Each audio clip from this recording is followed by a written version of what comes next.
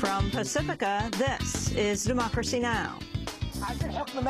We need civilian rule. We need a president that we are all agreed on. We need a constitution before the elections that will get rid of the remnants of the previous regime and spectrum of political Islam, which is implementing certain agendas. Despite a military crackdown, activists in Egypt hold their fourth day of massive demonstrations calling for a transition to a civilian government. At least 33 people have been killed in clashes, more than 1,500 wounded. We'll go to Cairo for an update from Democracy Now!'s Sharif Abdel-Quddus. Then super deadlock in Washington. The only way these spending cuts will not take place is if Congress gets back to work and agrees on a balanced plan to reduce the deficit by at least $1.2 trillion. That's exactly what they need to do. That's the job they promised to do. And they've still got a year to figure it out. As the Super Committee on the Deficit fails to reach an agreement, which triggers $1.2 trillion in budget cuts, we'll look at a new report that argues America isn't broke. It outlines how to pay for the crisis while making the country more equitable, green, and secure. We'll speak with Sarah Anderson of the Institute for Policy Studies. Then so-called vulture attacks on desperately poor nations are outlawed throughout most of the world, but not in the United States. Do you think it's fair that your vulture fund has sought $100 million from the Congo? Yeah, I do, actually. You do, for a debt that you paid only $3 million for. That's not true. And I'm not beating up the Congo. I'm collecting on a legitimate claim. You're collecting on a legitimate claim. So that, in other words, the $100 million goes better to you than UNICEF, which says that it could use that $100 million to save 200,000 lives. Investigative reporter Greg Palast on how American vulture investors, including a top funder of the Republican Party, have demanded Congo pay over $500 million for old debts, for which they paid only a few million. All that and more coming up.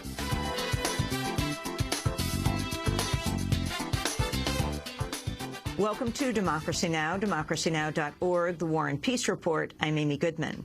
Thousands of Egyptians are gathering in Tahrir Square for a fourth day of mass protests against the ruling Supreme Council of Armed Forces. Egypt was thrown into disarray Monday when its civilian cabinet, led by Prime Minister Assam Sharaf, tendered its resignation. Meanwhile, Amnesty International has accused the Egyptian military rulers of brutality, sometimes exceeding that of former President Hosni Mubarak. We'll go to Cairo for a live report from Sharif Abdel-Quddus after headlines. In environmental news, concentrations of the three main greenhouse gases blamed for global warming reached record levels in 2010 and will linger in the atmosphere for decades, even if the world stops emissions output today. That's the conclusion of a new study by the World Meteorological Organization, released ahead of a major United Nations climate summit that begins in South Africa next week. In related news, The Guardian newspaper reports the United States and other industrial nations have all but given up on forging a new treaty on climate change to take effect any time before 2020. The alliance of small island states called moves to delay a new treaty reckless and irresponsible. Democracy Now! Will be in Durban, South Africa for the UN Climate Change Summit. The bipartisan so-called Super Committee has failed to reach an agreement on reducing the federal deficit. Monday, Democrats and Republicans abandoned their effort for a sweeping deal after 3 months of talks failed to bridge deep divides over taxes and spending. A trigger of $1.2 trillion in automatic spending cuts over 10 years to military and domestic programs takes effect in 2013. President Obama faulted Republicans for the impasse. They continue to insist on protecting $100 billion worth of tax cuts for the wealthiest 2% of Americans at any cost, even if it means reducing the deficit with deep cuts to things like education and medical research, even if it means deep cuts in Medicare. So at this point, at least, they simply will not budge from that negotiating position. And so far, that refusal continues to be the main stumbling block that has prevented Congress from reaching an agreement to further reduce our deficit. A new report from the Charlotte Observer has revealed banks are on pace to spend a record amount on lobbying this year in an attempt to weaken or repeal new financial regulations. Banks have spent $47 million in lobbying so far this year, up from $42 million at this time last year. Wells Fargo has spent $6 million on lobbying, an 80% increase over last year. 3 years ago, Wells Fargo had 5 Washington lobbyists. Now it has 28. The massive amounts spent on lobbying has helped banks gain access to regulators. According to Public Citizen, Wall Street lobbyists have had more than 350 meetings with regulators to discuss weakening the Volcker rule. During that same time, public advocacy groups like Public Citizen were granted only 20 meetings.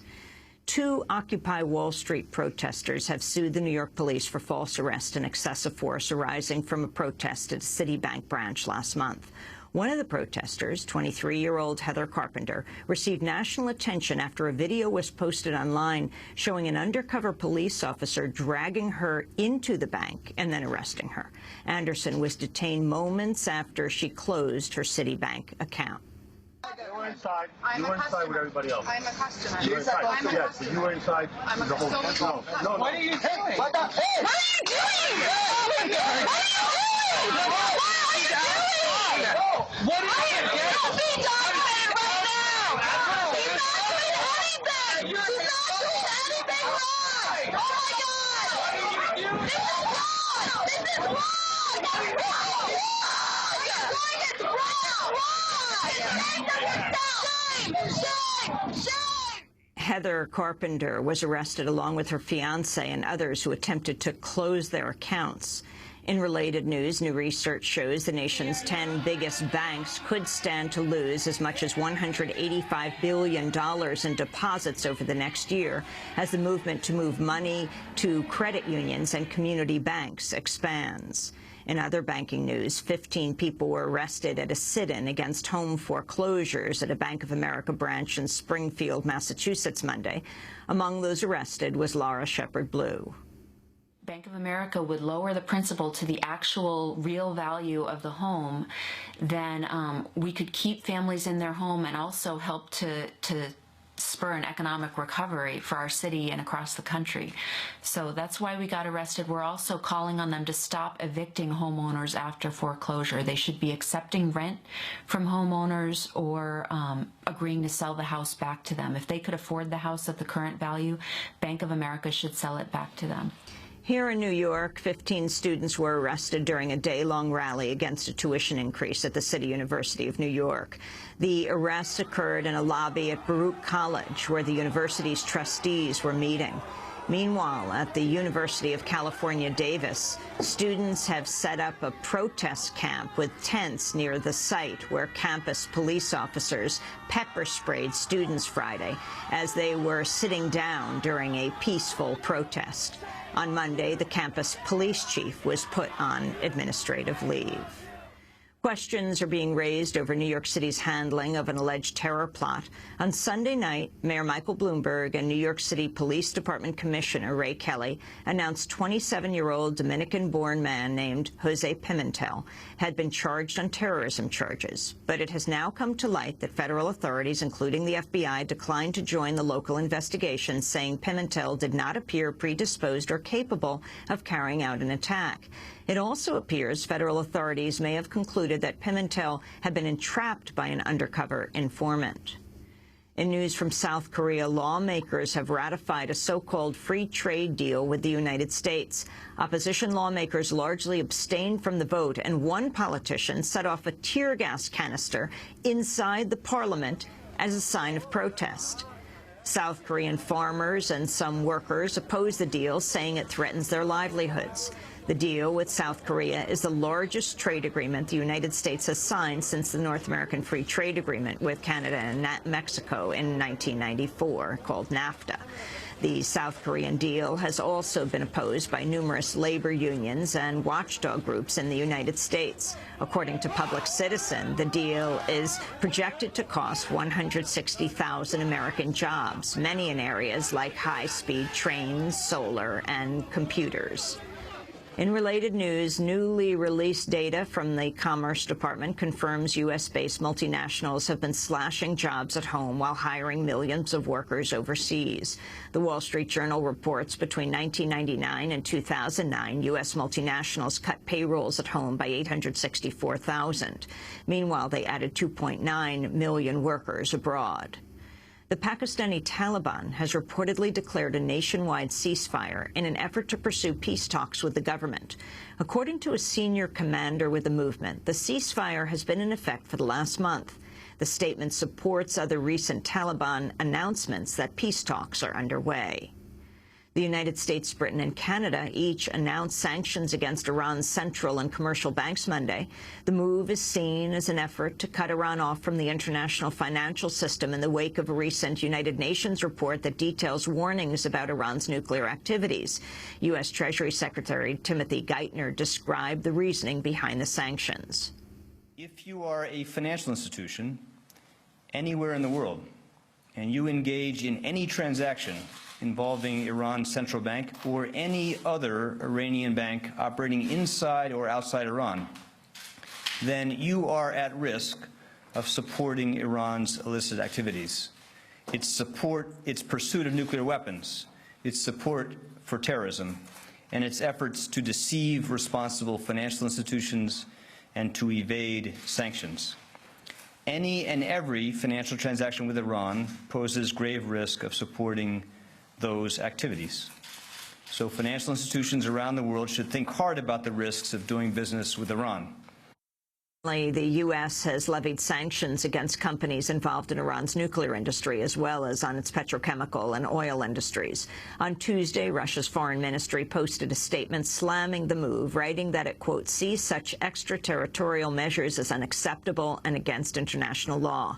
The statement goes on to argue the sanctions seriously obstruct constructive dialogue with Tehran. To see our interview with New Yorker magazine investigative reporter Seymour Hersh talk about his questioning of any new information that says Iran is developing a nuclear weapon. In other news from the Middle East, a Syrian cameraman was found dead Sunday with his eyes gouged out in the town of Al-Qasir.